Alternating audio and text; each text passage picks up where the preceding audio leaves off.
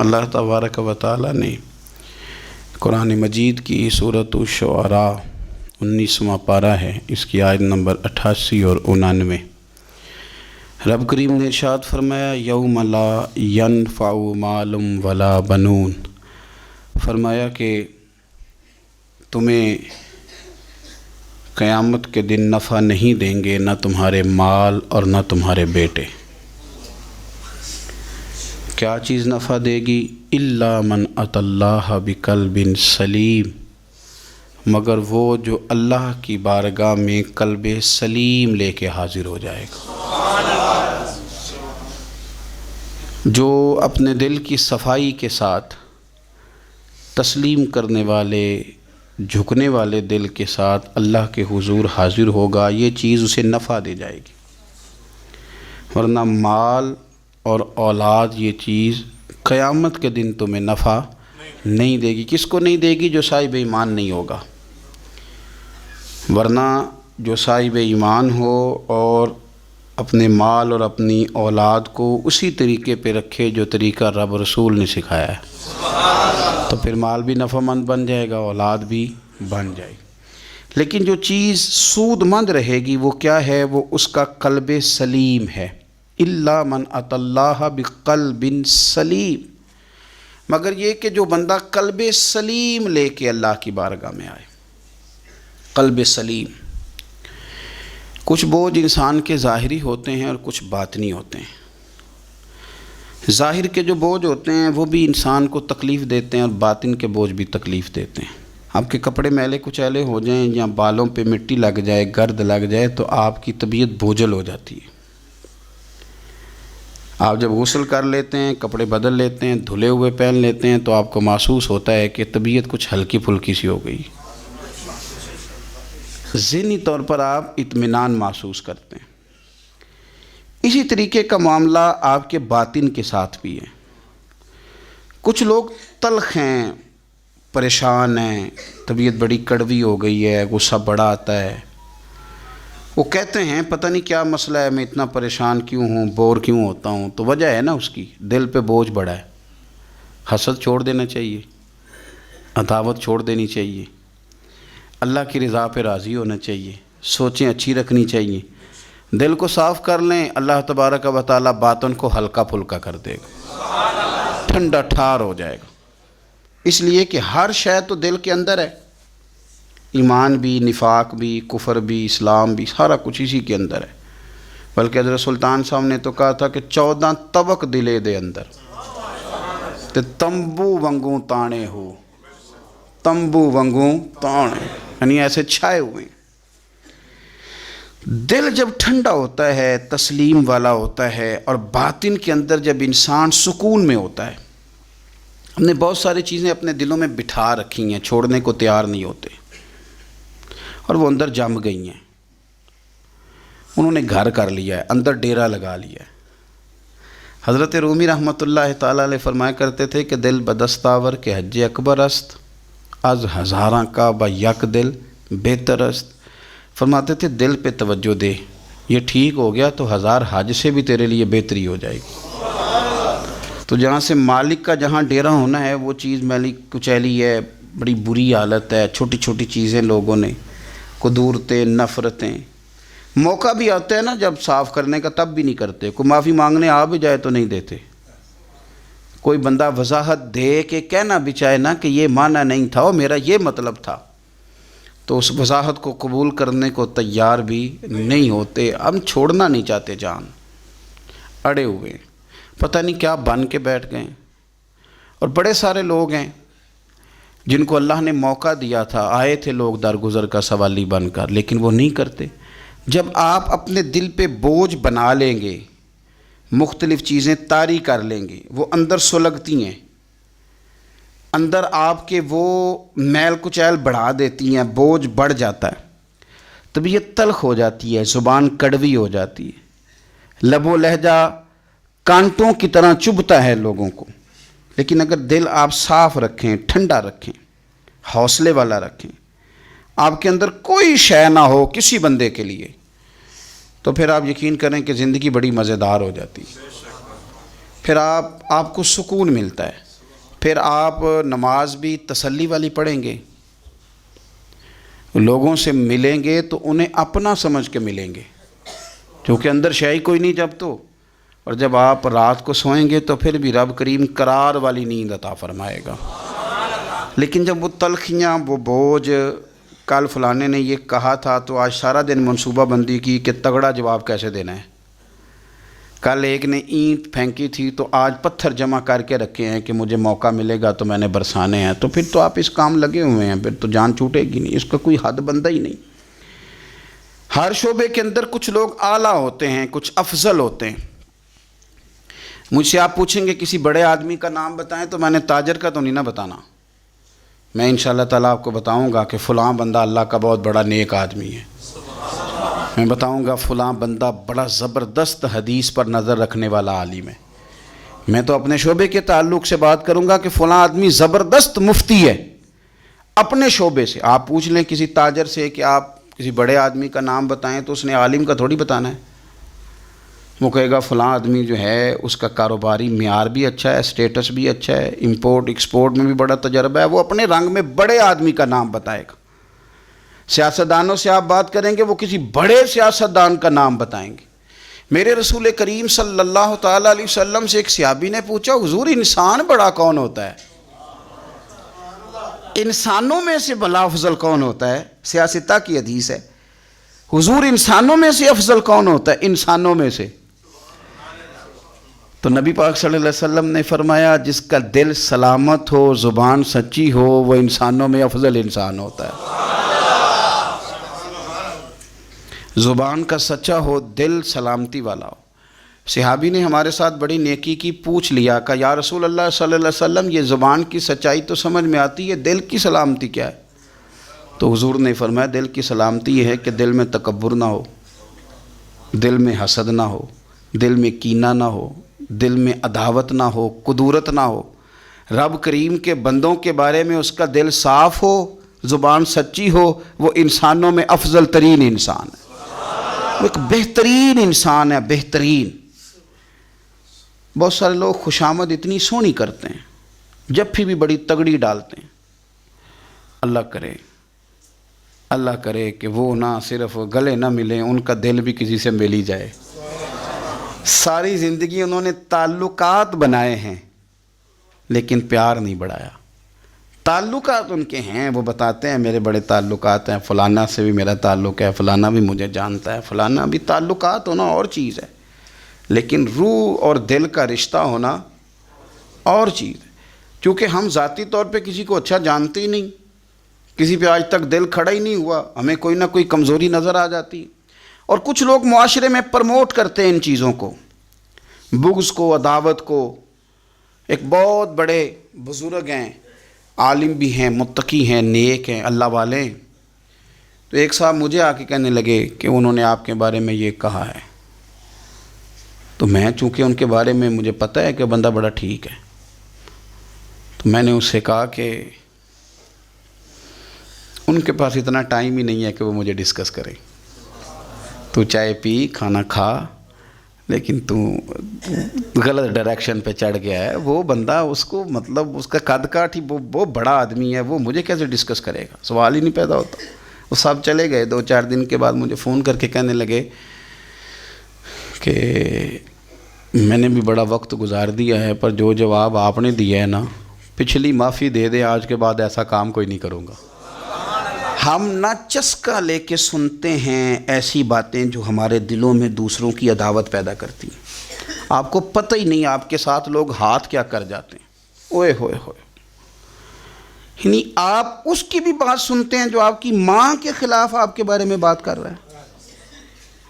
او خدا کے بندو، اس کی بھی سن لیتے ہو جو آپ کے والد کے بارے میں جس نے بات، وہ سن لی آپ نے، یہاں بٹھا لی.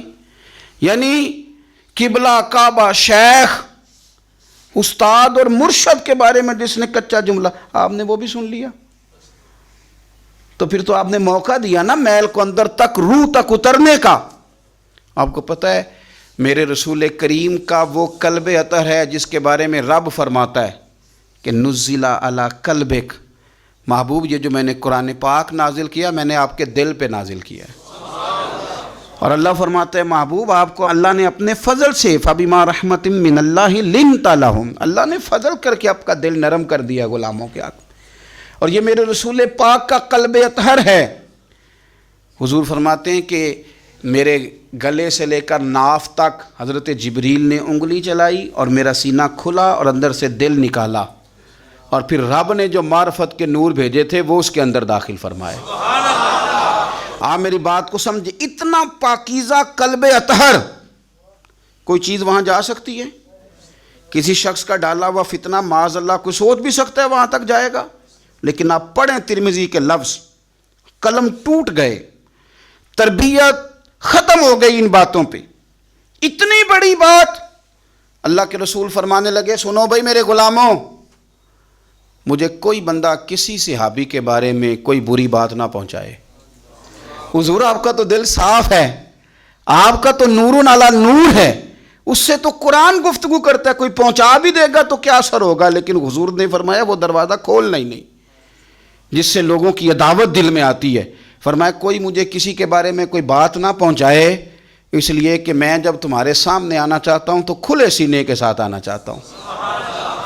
آپ میری بات کو سمجھیں. آپ کہتے ہیں نہیں جی ذرا سناؤ بھلا وہ کیا کہہ رہا تھا، ذرا کرنا بات جلدی کرنا، بڑی پریشانی لگ گئی ہے، جلدی بتا. تو اب وہ بتائے گا تو اندر میل تو آئے گی. لوگ سنتے ہیں، تلاش میں رہتے ہیں. وہ میری بات نہیں ہے، عارف رومی کی بات ہے. وہ کہتے ہیں مکھیاں دو قسم کی ہوتی ہیں، ایک جب بھی بیٹھتی ہے پھول پہ بیٹھتی ہے، لیکن پھر جب چھوڑتی ہے تو شہد چھوڑتی ہے. اور ایک جب بھی بیٹھتی ہے کسی گند پہ بیٹھتی ہے، کوئی کمزوری ڈھونڈتی ہے، کوئی غلط بات تلاش کرتی ہے، پھر جب چھوڑتی ہے تو بیماری چھوڑتی ہے. آپ ان مکھیوں سے بچیں جو گندگی تلاش کرتی ہیں اور پھر آپ کے دل میں بغض اگاتی ہیں. رسول کریم علیہ السلام نے فرمایا خبردار مجھے کوئی بات نہ پہنچانا. میں نہیں چاہتا کہ جب کوئی بات پہنچ جاتی ہے تو پھر مجمع میں بندہ نظر ڈالتا ہے تو وہ بندہ چبھتا ہے جس کے بارے میں پتہ ہوتا ہے کہ اس نے یہ کہا تھا، یہ کیا تھا. تو حضور فرماتے ہیں میں جب تمہارے سامنے جانا چاہتا ہوں تو کھلے دل کے ساتھ جانا چاہتا ہوں. تو عداوت پرموٹ ہوتی ہے، باقاعدہ کہانیاں سنائی جاتی ہیں، خبر نامے جاری کیے جاتے ہیں، فٹافٹ جناب تیاری ہوتی ہے. اور میں کہتا ہوں کہ کرنے والے کا اتنا نقصان نہیں، سننے والے بڑے شوق سے سن رہے ہوتے ہیں. یہ غلط ہے. یہ اچھے لب و لہجے والے لوگ یہ کام نہیں کرتے. میرے رسول پاک صلی اللہ تعالیٰ علیہ وآلہ وسلم صحابہ کرام کو اس بابت بار بار ارشاد فرماتے ہیں. ایک دن حضور فرمانے لگے کہ مجھے تم پر ڈر ہے کہ پرانی امتوں کی بیماری کہیں تمہارے اندر بھی سرایت نہ کر جائے. یا رسول اللہ صلی اللہ تعالیٰ علیہ وسلم ایسی کون سی چیز ہے جس سے آپ کو بھی ڈر ہے، اور وہ کون سی بیماری ہے؟ بعض لوگوں نے یہ شاید سمجھا کہ وہ کوئی طاعون کا یا کوئی اور گہرا مرض ہے. تو حضور فرمانے لگے نہیں، پرانی امتوں میں نا بیماری تھی تکبر کی، حسد کی، بغض کی، عداوت کی. دل ایک دوسرے کے بارے میں سخت ہو گئے تھے. آپ کبھی پڑھیں نا بنی اسرائیل والوں کو، فرعون کی فوجیں پیچھے لگی ہوئی ہیں، آگے دریا آ گیا ہے، جناب موسیٰ علیہ السلام حکم دے رہے ہیں کہ رب نے رستہ بنا دیا نکلو، لیکن ان کا اعلان ہے کہ چونکہ ہم اگرچہ آپ کے ماننے والے ہیں، اگرچہ سارے فرعون کو دشمن جانتے ہیں، پر 12 قبیلے ہیں، آپس میں چونکہ ہماری لڑائی ہے، ایک رستے سے نہیں گزریں گے، ہمیں 12 رستے چاہیے. شدید پیاس لگی ہے اور ان سے کہا گیا کہ ڈنڈا ماریں گے جناب موسیٰ علیہ السلام پتھر پہ، اللہ وہاں سے چشمے نکالے گا، پی لو. انہوں نے کہا ایک نہیں پئیں گے، 12 قبیلے چونکہ ہمارا اختلاف ہے، ایک سے پانی نہیں پی سکتے، ہمیں 12 الگ الگ چاہیے. حضور فرمانے لگے وہ جو پرانی امتوں میں عداوتوں کی بیماری تھی، مجھے ڈر لگتا ہے وہ تمہارے بیچ نہ آ جائے. او یارو اتنی سخت عداوتیں، اتنا گھٹن، اتنی ہماری طبیعتیں ایک دوسرے کے بارے میں سخت. آپ کبھی لوگوں کا لب و لہجہ محسوس کریں جب وہ کسی کے خلاف گفتگو کر رہے ہوتے ہیں تو ایسے محسوس ہوتا ہے کہ وہ تو شخص شاید مار دینا چاہیے، اتنا برا ہے. تھوڑی سی اختلاف رائے کو اتنی شدت کی عداوت بنا لینا، اتنا برا. کئی اللہ والے چھپ گئے، بہت سارے رب کریم کے بندے تھے جو دنیا چھوڑ کے کونوں میں لگ گئے. انہوں نے کہا نہیں گزارا ہوتا ہو بھائی، اتنا خوفناک.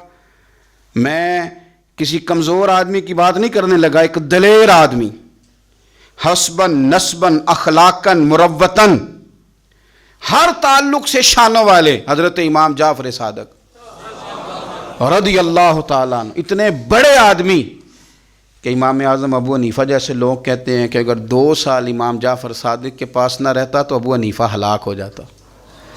امام جعفر صادق تربیت جب کی تو کن کی امام اعظم کی، حضرت داؤد طائی کی، جناب سفیان ثوری کی۔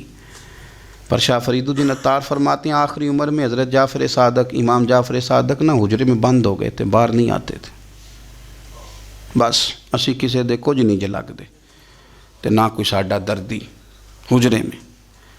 ایک دن حضرت سفیان ثوری نے منت کیا کہ ان کے بچوں کی، خدام کی، کہ حضرت سے کہو میں پرانا نوکر ہوں، مجھے تھوڑی زیارت کا موقع مل جائے، میری تو آنکھیں ترس گئی ہیں، کرم نوازی ہو جائے۔ تو حضرت کو جا کے عرض کی کہ سفیان ثوری منت کر رہے ہیں، آپ نے اجازت دے دی۔ حضرت سفیان ثوری اندر گئے تو درد سے کہا حضور آپ تو 2 جملے کہتے تھے تو دل بدل جاتے تھے، کتنے لوگ منتظر ہیں آپ کے کلمات طیبات کے لیے، زیارت مقدسہ کے لیے، اور آپ یوں گوشہ نشین ہو گئے۔ تو جگر گوشہ رسول، نواسہ رسول امام جعفر صادق آنکھوں میں آنسو آ گئے، کہنے لگے سفیان تمہیں کیا بتاؤں، لوگوں کے لفظوں میں بڑا پیار ہے پر دلوں میں وفا کوئی نہیں، وہ بے قدراں کچھ قدر نہیں کیتی خوب تسلی ہو، اے دنیا دار پجاری زر دے کتیاں دے گل ٹلی ہو، قدر نہیں کی لوگوں نے۔ میں اب میں اپنا آخری وقت اپنے رب رسول کے ساتھ گزارنا چاہتا ہوں۔ لوگوں کے لفظوں میں بڑی وفا ہے پر دلوں میں ان کے وفا، یعنی امام جعفر صادق جیسے لوگ چھپ گئے۔ ہم اپنے رویوں سے اگر ان چیزوں کو نکالیں گے، دلوں کو صاف کریں گے، تو بڑے بڑے قیمتی وجود ہیں جن سے ہمارا رشتہ قائم رہے گا۔ لیکن اگر حسد کی، عداوت کی، بغض کی یہ بھٹیاں جس طرح تپ رہی ہیں آج معاشرے میں، یہ تپتی رہیں تو بڑے بڑے لوگ ہیں جو منظر سے ہٹ جاتے ہیں، مقابلہ نہیں کر پاتے لوگوں کی عداوتوں کا۔ رب کریم کا بندہ صاف دل ہوتا ہے، وہ حسد بغض عداوت کا مقابلہ نہیں کرتا، وہ کونے میں ہو جاتا ہے۔ وہ کہتے میں اس دوڑ والا نہیں ہوں، اس لیے کہ اللہ کے بندے تلوار کے ساتھ، تو میں بڑی بات کرنے لگا ہوں اگر آپ کی سمجھ میں آ گئی تو، رب کے بندے تلوار سے تو لڑائی کر لیتے ہیں، پر منافق کے نفاق کے ساتھ مقابلہ کیسے کریں؟ وہ کس طرح کر کے وہ اس جگہ پہ آ کے سازش کریں جہاں چھوٹے لوگ سازش کرتے ہیں، پھر وہ بچنے لگ جاتے ہیں۔ یہ دور ہی نکتہ چیں ہے، کہیں چھپ کے بیٹھ جا، جس دل میں تو مکی ہے وہیں چھپ کے بیٹھ جا، پھر وہ لوگ نکل جاتے ہیں۔ اپنے دل کو کشادہ کریں، حوصلوں کو بڑا کریں، آپ اپنے دل میں سکون پائیں گے، اطمینان قلبی اللہ کریم عطا فرما۔ اور یہ آتا کیسے ہے بغض؟ ایک تو سوچیں بڑا اچھا، ہمیشہ صحیح سوچیں، ہماری سوچیں گڑبڑ ہو جاتی ہیں، درست سمت اپنی سوچوں کو لے کر کے جائیں۔ آپ اچھا گمان رکھیں، سوچوں کو مثبت رکھیں، ایک تو سوچ مثبت۔ دوسرا میں آپ سے منت کروں گا، آج بڑا سونا وقت ہے، زندگی میں دولت کی دوڑ کبھی نہ لگانا، کبھی نہ۔ اور زندگی میں کسی بندے کو بھی تولنا ہے تو اسے دولت کے ترازو میں نہیں تولنا، قطعاً نہیں، ورنہ عداوت ختم ہی نہیں ہوگی۔ آپ یقین کریں، ہم پینڈو لوگ ہیں، چھوٹے بھائی کو کسی نے تھپڑ مار دیا تو بڑا دنیا کو دکھانے کے لیے نہیں، حوصلہ مند بڑا بھائی، حوصلہ مند تھا، دلیر تھا، پر وہ باہر آیا، اس نے کہا میں کاٹ کے رکھ دوں گا، کسی کی جرت ہے میرے بھائی کو ہاتھ لگائے؟ اور اس کی ماں نے بھی کہا، پر اس نے کہا ماں نہیں، میری بات میرے پرانوں میرے ہوندیا سوال ہی نہیں۔ اوہو، پھر دولت نے بغض پیدا کر دیا، پھر وہی بڑا بھائی خود بندوق لے کے چھوٹے پہ تان کے کھڑا ہو گیا کہ کارنل والا پلاٹ دے ورنہ گولی مارنے لگا۔ اوہو، اتنی عداوت دولت کی خاطر۔ حضرت عمر کا زمانہ تھا، بہت سارا مال آ گیا، مسجد نبی میں ڈھیر لگ گئے، تو حضرت فاروق اعظم مسجد نبی کے ستون سے لپٹ کے رونے لگے، آنکھیں چھم چھم برسنے لگی۔ عمر شکر کا ٹائم ہے، آپ رو رہے ہیں، فرمانے لگے حضور کا زمانہ اچھا تھا، سویرے روٹی ملتی تھی، شام نہیں ملتی تھی۔ ابو بکر کا دور اچھا تھا، ایک وقت کھاتے تھے، ایک وقت بھوک کاٹتے تھے، میرے لیے یہ آزمائش رہ گئی تھی، اتنے ڈھیر مال کے آ رہے ہیں۔ آپ فرمانے لگے تمہیں نہیں پتہ، جہاں مال آتا ہے وہاں عداوت بھی آتی ہے، بغض بھی آتا ہے، نفرتیں بھی آتی ہیں، اب تباہی اترے گی، اب اس کے لیے لوگ لڑیں گے، اب بھاگیں گے، لالچ کے رشتے بنائیں گے، اب لوگ لوگوں کو شیشوں میں اتارنے کی کوشش کریں گے، جھوٹ بولیں گے، چاپلوسیاں کریں گے، خوشامدیں کریں گے، تباہی اترے گی۔ اور یار رشتوں کو پیسوں کے ترازو میں نہ تولیں، ورنہ عداوت بڑھ جائے گی۔ دولت بڑا بغض پیدا کرتی ہے، اس کی دوڑ لگ جاتی ہے۔ بھابھی کہتی ہے بھائی سے کہ تیرا بڑے بھائی نے خرید لی ہے فلانی چیز، اب تو نہ خریدے تو گزارا نہیں ہوتا۔ وہ بڑی دور چلے گئے لوگ، نفرتیں، عداوتیں عروج پکڑ، کبھی نہ تولیں کبھی۔ او یار بھائی سے پلاٹ اچھا ہوتا ہے، بھائی سے پلاٹ اچھا ہوتا ہے، ماں جایا بھائی، اس سے دولت اچھی ہوتی ہے، اس سے مکان اچھے ہوتے ہیں، بھائیوں سے بڑھ کے ہوتی ہیں چیزیں۔ اوہو بات کو سمجھے، لیکن الجھ گئے لوگ۔ ماں جائے جو کسی کو اشارہ نہیں کرنے دیتے تھے میرا بھائی ہے، پھر انہوں نے گلے کاٹنے شروع کیے، ایک دوسرے کے خلاف مقدمے کیے، عداوتیں روج پکڑ گئیں، اور سالوں ملاقاتیں نہیں ہوئیں بھائیوں کی بھائیوں کے ساتھ، سالوں ملاقاتیں نہیں ہوئی۔ وجہ کیا تھی؟ دولت بغض پیدا کر گئی، نفرت پیدا کر گئی، خرابی کر گیا سارا ماحول۔ تو یہ عداوتیں ان کو نکالیں، اس کو دل کو صاف کریں۔ اے دل رب سونے دا حجرا تے پا فقیرہ چاہتی ہو، اس پر تھوڑی توجہ دے، اس پر نظر کر، یہاں رب قریب نے آنا ہے، اس پر غور کر۔ حضرت انس بن مالک فرماتے ہیں ہم نبی پاک صلی اللہ علیہ وسلم کی بارگاہ میں بیٹھے تھے، میں اور جناب عبداللہ ابن عمر، تو حضور نے فرمایا ابھی تم پر ایک شخص آئے گا۔ حضور وہ کون ہے؟ فرمایا رجل من اہل الجنہ، وہ جنتیوں میں سے ایک شخص ہے، ابھی ایک جنتی آنے لگا ہے۔ جناب انس بن مالک کہتے ہیں سادہ سا بندہ وضو تازہ کیا ہے تو کپڑا بھی نہیں استعمال کیا، تولیہ بھی نہیں استعمال کیا، پانی داڑھی سے گر رہا ہے، اور جوتے اس نے الٹے ہاتھ میں پکڑے ہوئے ہیں کہ میرے جوتے نہ لے جائے۔ دو چار باتیں کی چلا گیا، اگلے دن اتفاق سے پھر بیٹھے تھے تو حضور نے فرمایا ابھی ایک شخص آئے گا، امام بہقی نے اس کو لکھا ہے۔ یا رسول اللہ کون ہے؟ فرمایا رجل من اہل الجنہ، وہ ایک جنتی مرد ہے۔ حضرت انس بن مالک کہتے ہیں نظر اٹھائی تو وہی کل والا آدمی، مؤدب بڑا ہے، حضور کی بارگاہ میں آیا تو وضو کر کے آیا ہے، اسی طرح پانی کے قطرے ٹپک رہے، ہاتھ میں جوتے تھامے آ کے بیٹھ گیا، چند باتیں کی چلا گیا۔ اللہ کی قدرت، حسین اتفاق، تیسرے دن پھر حضور نے فرمایا ایک شخص آنے لگا ہے۔ حضور کون ہے؟ فرمایا رجل من اہل الجنہ، وہ جنتیوں میں سے ایک شخص ہے۔ حضرت انس بن مالک کہتے ہیں وہ آیا، بیٹھا، بات چیت ہوئی، ہمیں اس پر بڑا رشک آنے لگا، کمال نہیں ہو گئی؟